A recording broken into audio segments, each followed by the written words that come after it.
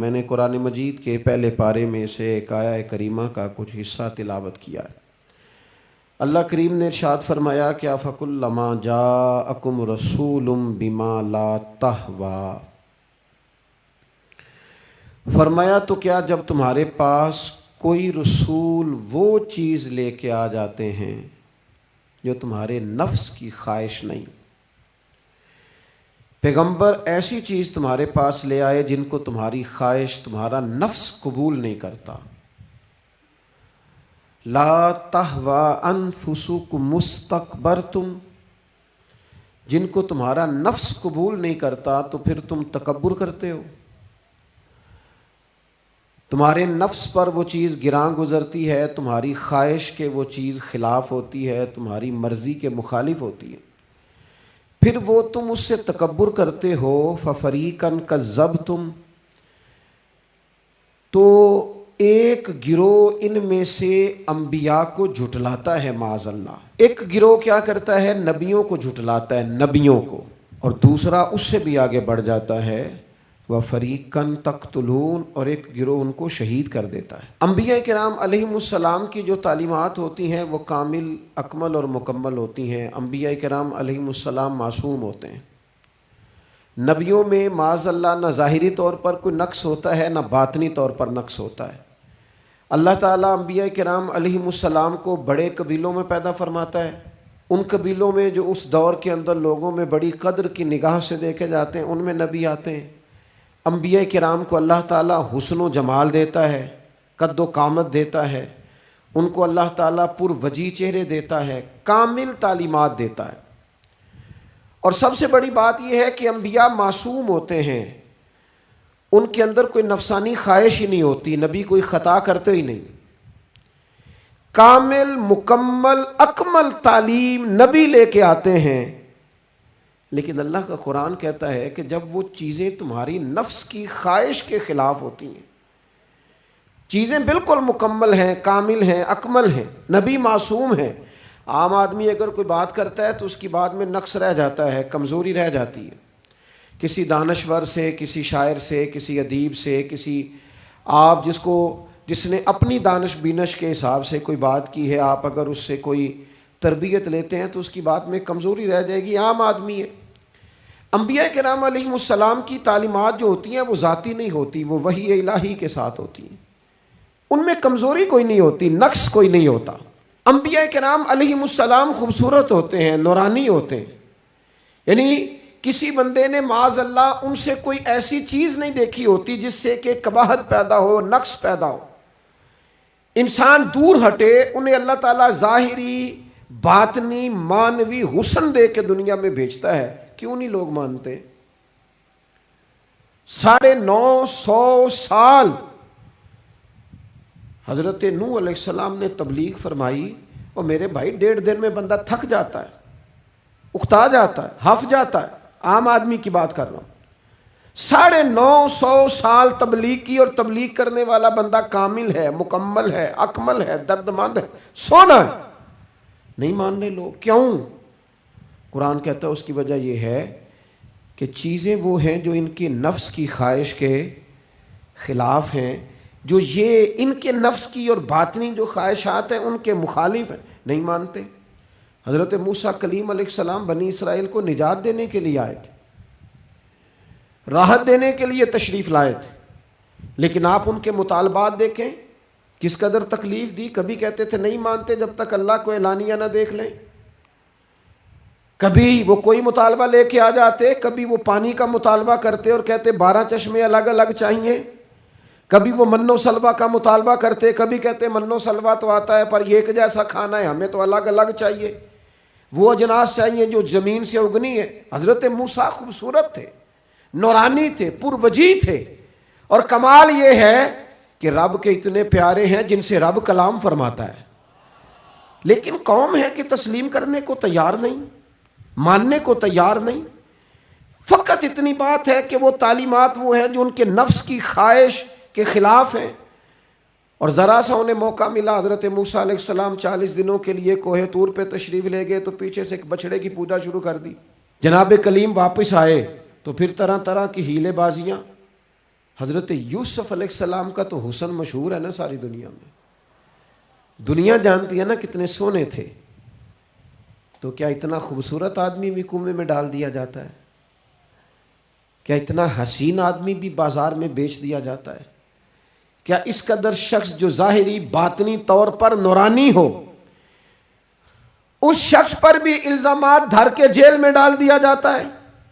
مخلوق تو فنکار ہے اس درجہ کے پل بھر میں سنگے در کعبہ سے بھی اصنام تراشے، اور تم کون ہو کیا چیز ہے داغے کبابی، لوگوں نے تو مریم پہ بھی الزام تراشے، حضرت مریم سلام اللہ علیہ پر بھی، اور جناب عیسیٰ جن کو اللہ نے کھلے معجزات دیے، کوئی ضرورت تھی کسی اور چیز کی؟ جو بچہ پنگوڑے میں ہی کہہ رہا ہے انی عبداللہ، میں اللہ کا بندہ ہوں، کھلے معجزات اور وہ بھی پنگوڑے میں۔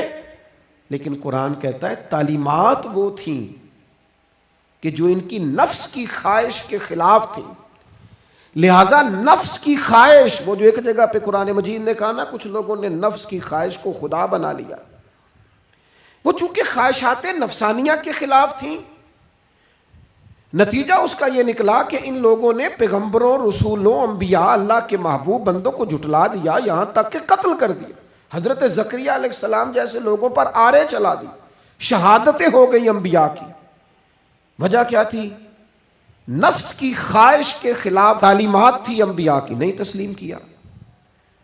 نبی اکرم نور مجسم شفیع معظم صلی اللہ تعالی علیہ وسلم کے نہ سارے معجزات ان لوگوں نے اپنی آنکھوں سے دیکھے تھے، اور ایک دوسرے کے سامنے بیٹھ کے حضور کی تعریفیں کرتے تھے کہ میرا بھتیجا ہے، اس نے کبھی جھوٹ بولا ہو، ہے کبھی امانت میں خیانت کی ہو، ہے کبھی اس کے اندر کوئی نقص دیکھا ہو۔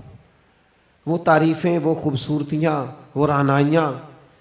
لیکن جب حضور نے اعلان نبوت کیا نا، اب وہ جو خواہشات نفسانیہ تھی نا، وہ جو باطن کے اندر خواہشات مچلتی تھی، میں سردار ہوں، میرے ڈھیر سارے غلام ہونے چاہیے، میں کسی کو اپنا داماد قبول نہیں کرتا لہذا بیٹی کو زندہ دفن کروں گا، میں یہ کیسے قبول کر لوں کہ غریب آدمی میرے برابر میں آ کے بیٹھ جائے، برادری کی اونچ نیچ کیسے چھوڑ دوں۔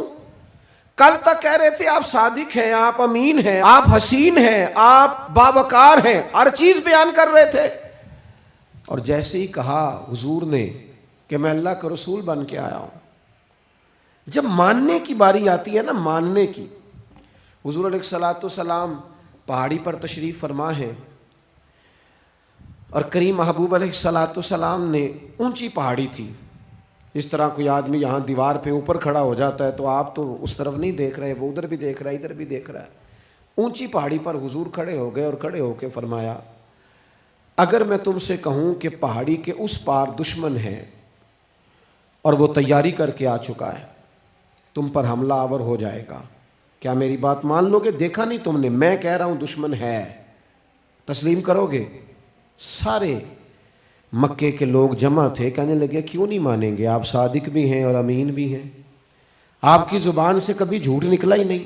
یہ خاص پیغام حسین کانفرنس میں عرض کرنا ہے آپ کو، بھئی میں اگر کہوں کہ اس طرف دشمن آ گیا ہے، تم نے نہیں دیکھا، میری زبان پر اعتبار کرتے ہو؟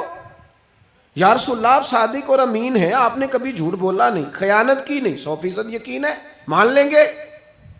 یہ بات ماننے کو تیار ہیں، یہ بات تسلیم کرنے کو تیار ہیں کہ آپ صادق اور امین ہیں، تو حضور نے فرمایا جس زبان سے تم یہ ماننے کو تیار ہو نا کہ اس طرف دشمن کھڑا ہے حملہ کر دے گا، اس زبان سے یہ بھی مان جاؤ کہ میں اللہ کا سچا رسول بن کے آیا ہوں۔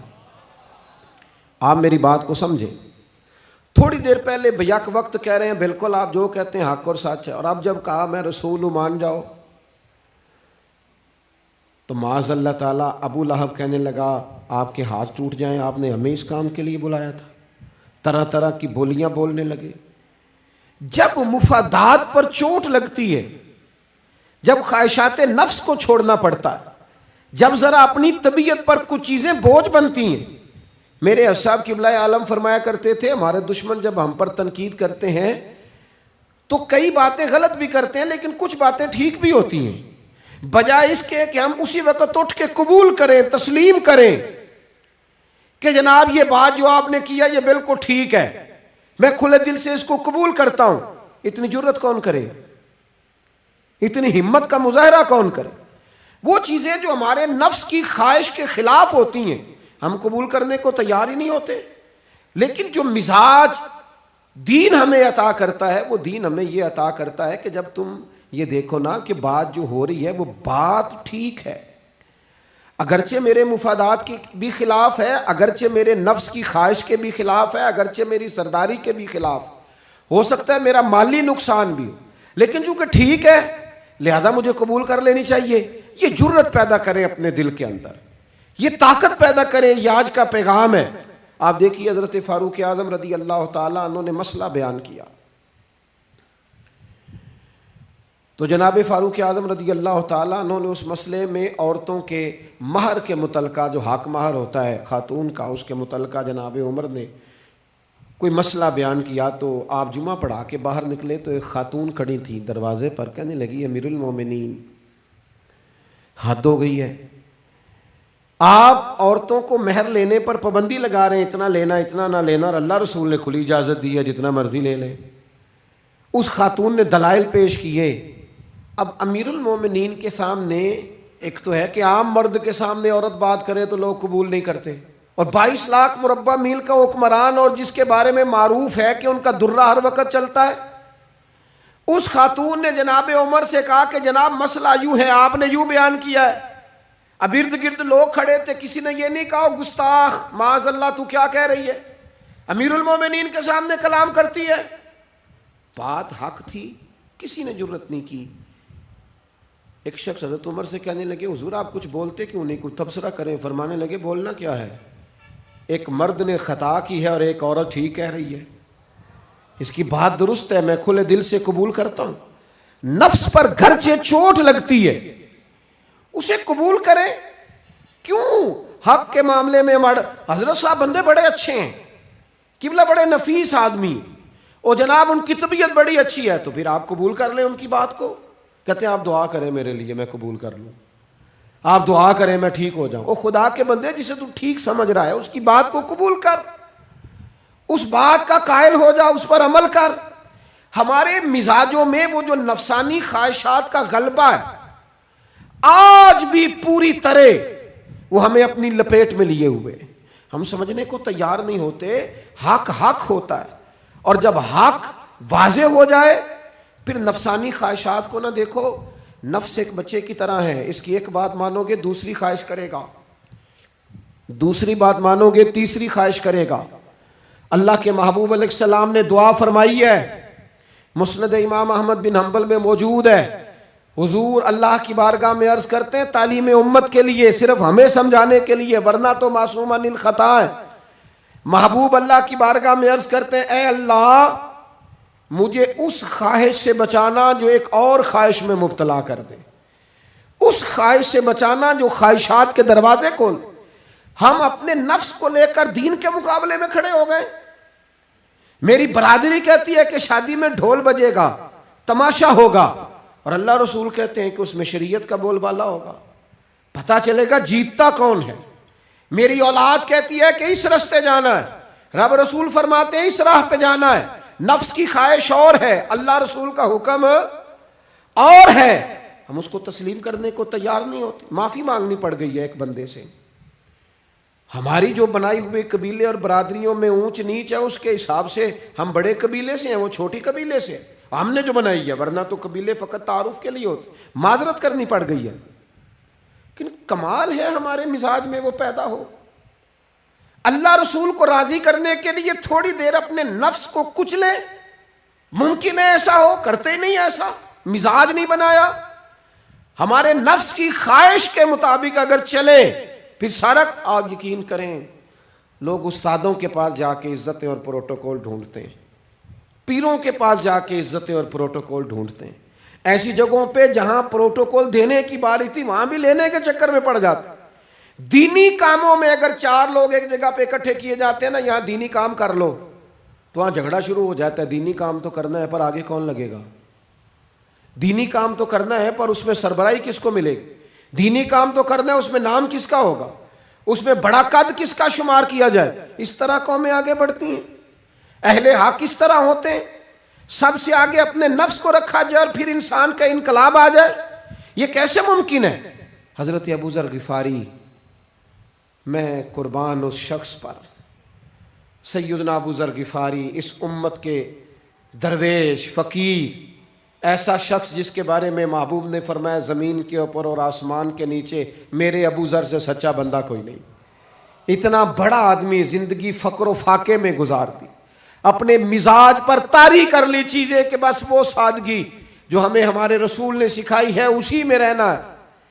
حضرت ابو ذر غفاری گفتگو ہو رہی تھی، بات چیت ہو رہی تھی، جناب بلال حبشی رضی اللہ تعالیٰ عنہ کے ساتھ محو کلام تھے۔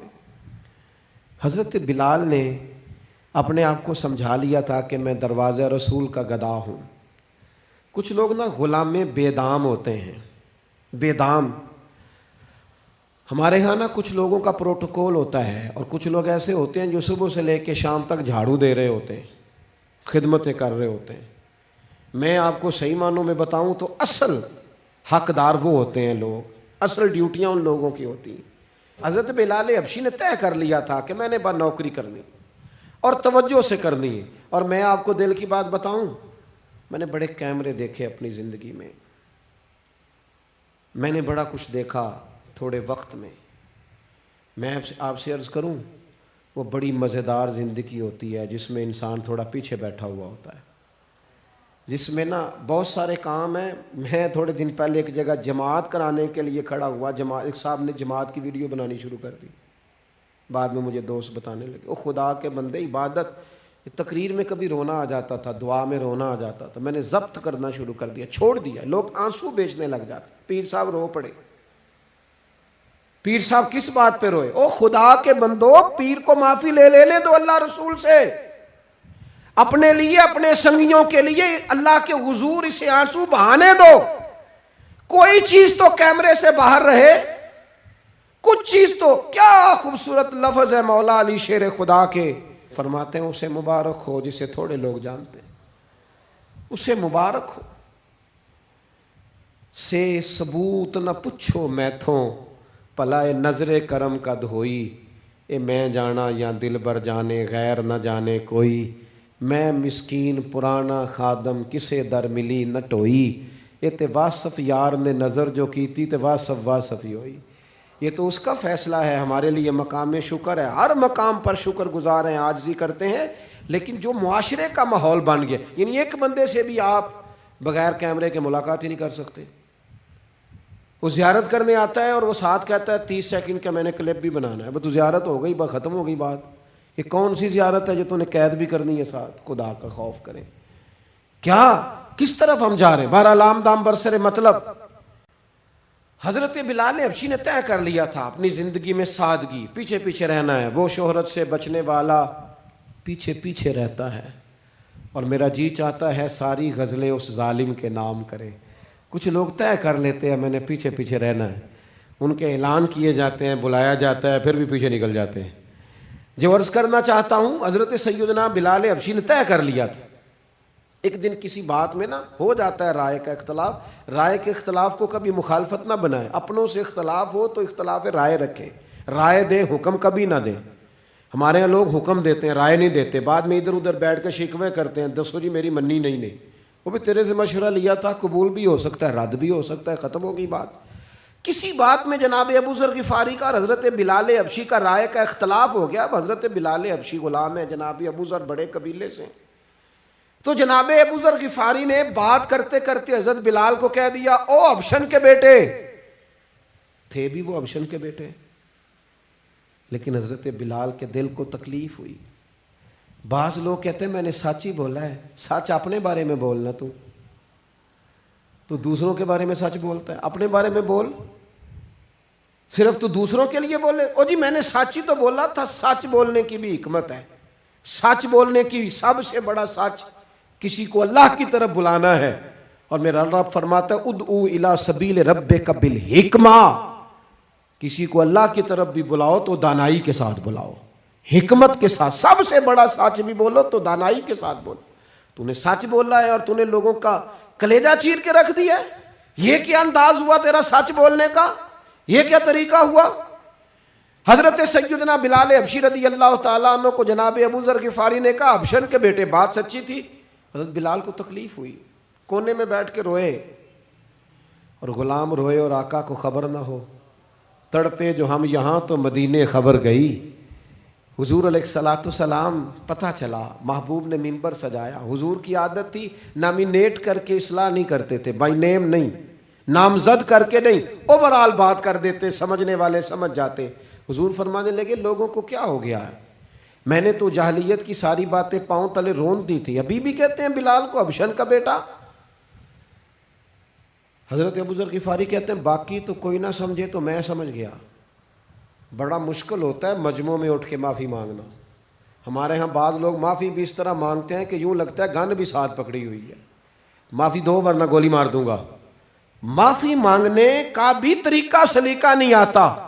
اور دنیا میں کچھ ایسے نفس پرست ہیں, ان کو استادوں سے معافی مانگنے پڑی تو نہیں مانگ سکتے, مشائخ سے معافی مانگنے آتی ہے تو نفس کے بندے بن کے نفس کی غلامی کرتے ہیں, لیکن اپنی عزت کی جگہوں کو بھی درست نہیں کرتے. کتنا بڑا مجرم ہے جو باپ سے بھی معافی نہ مانگ سکے, جو ماں سے بھی نہ کہہ سکے میں غلطی کر گیا تھا.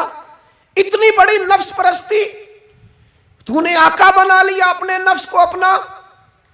مجمعوں میں معافی مانگنا, اعتراف کرنا, حق کو قبول کرنا, اپنے نفس کو ذبح کرنا. حضرت ابو ذر غفاری مجمع کے بیچ اٹھ کے کھڑے ہوئے, چمکتا دمکتا چہرہ, قبولیت حق کا جذبہ, اپنے نفس کو چیر دینا اور اس پر پاؤں رکھ کے رب رسول کا قرب حاصل کرنے کا ذائقہ.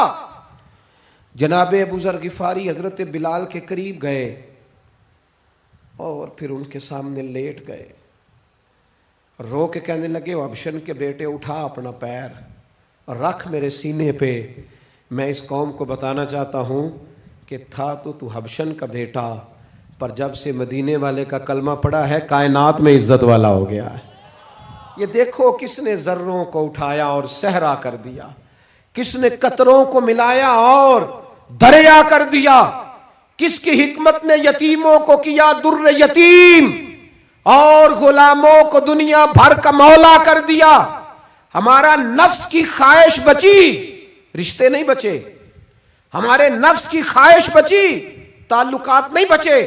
نفس کی خواہشیں بچی, ہمارے اپنے نہیں بچے. نفس کی خواہشیں بچی, مال جمع ہوا, دیانتداری نہیں بچی, وعدوں کی پابندی نہیں بچی, تجوریاں بھر گئیں, روحیں اجڑ گئیں. بددیانتی سے رزق حرام سے کمایا ہوا مال, کاریں کوٹھیاں بنگلے بن گئے, باطن اجڑ گیا. اس لیے کہ نفس کی خواہش پوری کی.